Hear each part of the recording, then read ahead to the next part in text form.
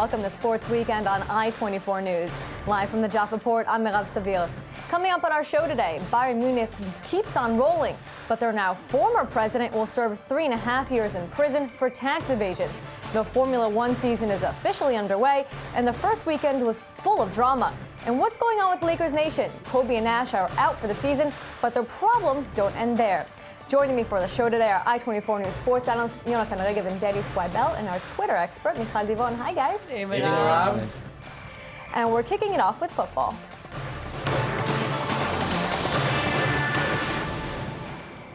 Bundesliga frontrunners Bayern Munich cruised past Bayer Leverkusen on Saturday, stretching their unbeaten league run to 50 matches. And Jonathan, we've joked about this before, that we're constantly talking about Bayern Munich, and here we are on a Sunday night, again, talking about Bayern Munich as your top. And most chances are we'll do it again next weekend, because Bayern Munich have the possibility of clinching the title next week in late March, 2 months before the season ends. No team ever won the Bundesliga so early. That's unheard of. They lead the Bundesliga right now by a margin of 23 points with 27 points left to play. So if they win next week and Borussia Dortmund, the team in second place, doesn't win, they'll win the championship on what? March the 23rd? That's two months before the season ends. That's unheard of. No such thing. It doesn't seem like they're slowing down at all. Not at all. Not at all. And they made it this week to the quarterfinals of the Champions League. They're in the semifinal of the German Cup. We said it last week. They need to take all the titles again for this season to be as successful as the last one. At least for now. But the way it seems, that may just happen. Yeah, at least for now. They've got one in the bag. Let's just put it that way. The Bundesliga is theirs. The German Cup, they have to win 2 more. I believe they'll do it. The Champions League, of course, that's going to be the major thing, because they're very good teams. They're Barcelona, they're Real Madrid. They'll clinch it this week. They'll be in the quarterfinals as well. Other big teams are in the waiting, are in the list, but Bayern Munich seems to be the best of them. No doubt about it. And moving to your flop, Chelsea lost again, but this loss is more than just another tick in the L column. If you want to win the title in any major league, of course in the Premier League, you have to take the points against the smaller teams. And Chelsea, by losing 3 points to Aston Villa, they did a major damage to themselves. We saw that today already.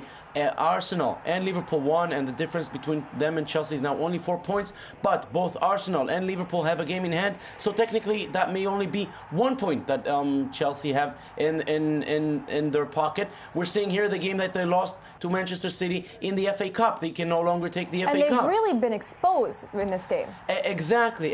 Not only that, so they ended the game with 9 players and without a manager. And yeah, well, for Mourinho, of course. I mean, and he said, I don't want to speak about the referees. That's bad enough. I mean, obviously, you know what he's thinking.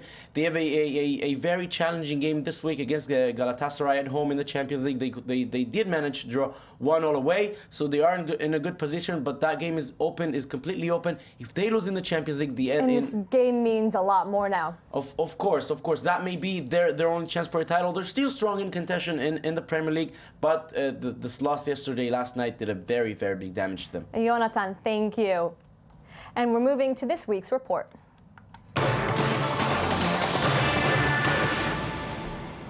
The Formula One season has finally started, and the Australian Grand Prix in Melbourne was action-packed with lots of twists and turns.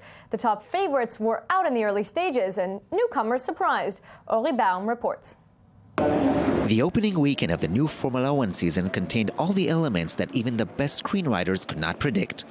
The Melbourne Grand Prix circuit was the place for surprises, and those just kept on coming before the first race of the season even begun. Former world champion Lewis Hamilton was the fastest driver on the Friday practice, finishing before his Mercedes teammate Nico Rosberg and Ferrari's Fernando Alonso. Hamilton continued his hot streak the following day, capturing pole position before Red Bull's Daniel Ricciardo, with only 0.3 of a second separating the two apart. Rosberg came in third, and a rather surprising trio completed the opening lineup for the Australian Grand Prix. And where was Sebastian Vettel? The world champion was nowhere to be seen, finishing in a disappointing 13th position, not exactly a dream start for the new season. If the qualifying tests meant any indication, then the actual race was where the real surprises came in. Hamilton started strong from the pole, but was immediately passed by Rosberg and Ricciardo. Hamilton's troubles kept on. and in just the third lap he had to retire following mechanical issues as a cylinder failure hampered his car from the start of the race. Only a lap later, Vettel himself had to retire as his Red Bull vehicle had engine issues, and not for the first time in 2014. With his withdrawal from the race, Vettel's record of 9 consecutive wins was abruptly snapped. And with 2 world champions out of the race, all bets were off for who would win the Australian Grand Prix. But as the old saying goes, one man's loss is the other man's gain, and Rosberg prevailed, winning the first race of the season and claiming his 4th Grand Prix career win 29 years after his father won the Australian Grand Prix. It's been really an amazing day. I'm just over the moon, really. I mean, it's incredible. Everybody's worked so hard over the winter, and now to have such an amazing silver arrow to drive, it's just unreal.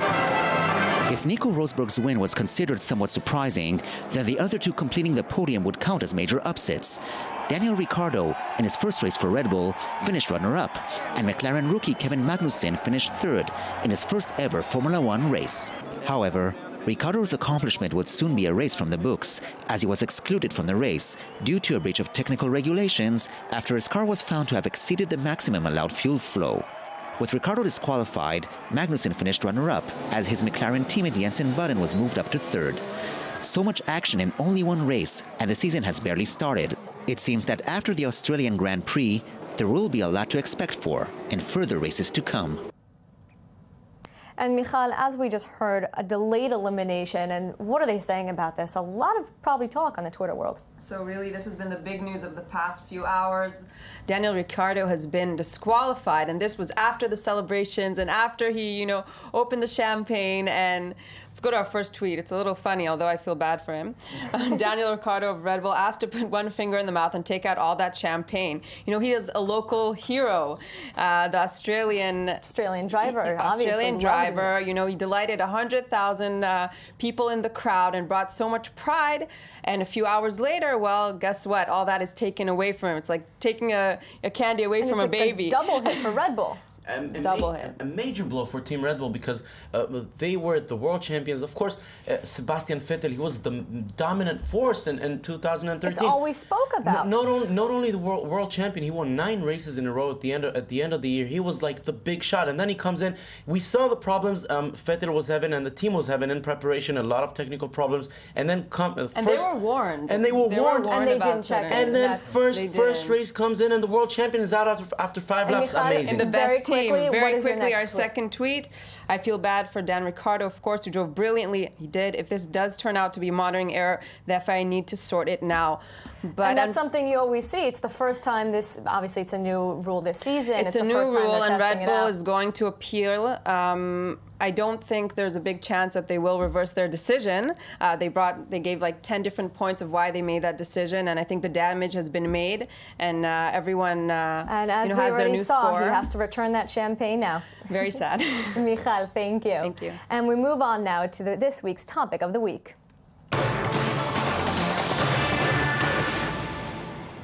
Uli Hoeness, president of reigning victors of the Champions League, Bayern Munich, will serve 3.5 years in jail for tax evasions. Hoeness resigned from his position as president and from the board member of the club.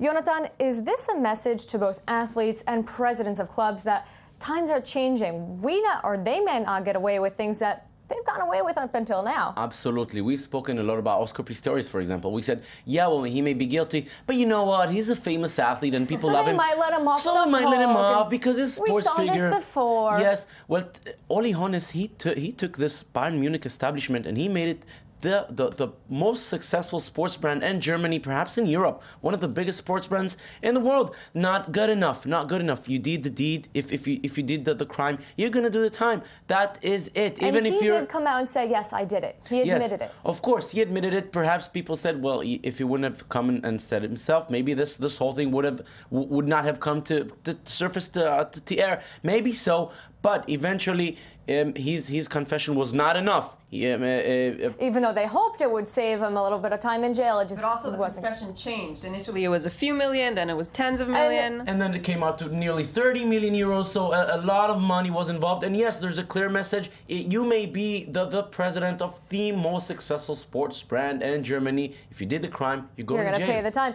And Hoeness has stepped down, at least for the 3.5 years he'll be serving. Should we expect any changes for Bayern Munich in this club? Very big question, because he's obviously the architect of this beautiful giant Bayern Munich. We just spoke about them 5 minutes ago about what they do on the pitch. So it's going to be very interesting. Take a look at the Lakers, for example, in the U.S. When President Jerry Bass, he passed away. He's the president that led this club to major success. And this year, they're doing terrible. One of the worst seasons they've ever had. Bad luck or not, I don't know. We cannot judge it right now. But the one fact is Jerry Bass is not there. The team is doing poorly. What will happen to Bayern Munich? Who's now riding on top of the world with all this. We may see negativity in the next couple of years. Very interesting to see what is happening to this club in the next 2 or 3 years, because at the moment they're the leading sports club, leading football club, put it this way, in the world.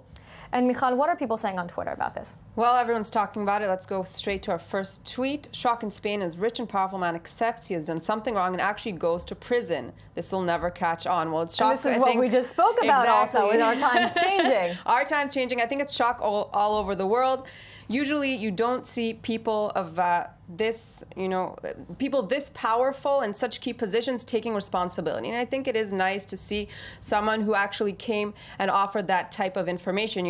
He presented himself as kind of the white knight of capitalism. He set up charities, he helped teams, even rival teams. He did a lot, more than you would expect a president of the association. And yet his spotless reputation will never be able to be the same. It's now tarnished. It's tarnished, and maybe also the group, which takes us to our next tweet. There we go. The next one. Hypocritical Hoeness has inflicted brand damage on himself and Bayern Munich. So, like Jonathan was saying, he created this image. And so if the person who's the mind behind it made such a big flop. And how are we going to hear rumors now of, if he's the one evading taxes, what about Bayern Munich? Who exactly. What did he do with the money of the team? And how come, it's such a powerful team and he always spoke against corruption? And now there are going to be all kinds of questions raised about how he managed his own team. He said, evading tax was the biggest mistake of my life. I accept the consequence of this mistake. So, okay, the fact that he voluntarily alerted the taxpayers, the fact that... it's refreshing to actually see somebody own up. It's refreshing, and apparently, and this was actually by Reuters, they reported that 55,000 tax evaders had turned themselves in after he had done this. So maybe this is turning a new leaf, worldwide. We could only hope. So, Michal, thank you very much. Thank you. And we now head into the paint for NBA analysis. Kobe Bryant will not play again this season, and neither will Steve Nash. The Lakers are just 22-44 on the season and occupy the last spot in the Western standings. And Danny, their woes have gone far beyond the hardwood. This is a sad, sad saga for one of the proudest franchises in the NBA. I mean, it's crazy. This is unheard of. This is the Lakers, after all. Kobe, I don't know if you saw the interview a few days ago. Kobe he was handling his knee injury okay, that he's going to be out for the season. He was handling it like a trooper, but he was just sad and angry. You could tell he was angry at the direction of this team. And he's really putting it all out there. He's no longer staying quiet like we saw now. They've got new leadership, new president. He's really pushing the envelope maybe a little bit. He's putting out there, he's like, listen, you guys put me through intense standards, so I have intense standards for you. He's like, we're hundreds of games under 500. He even said, I feel like killing everybody. Every time I go into that arena, it makes me so angry. Obviously, he was joking, but he means business. He's serious. He doesn't like the direction of this team. And an additional slap in the face.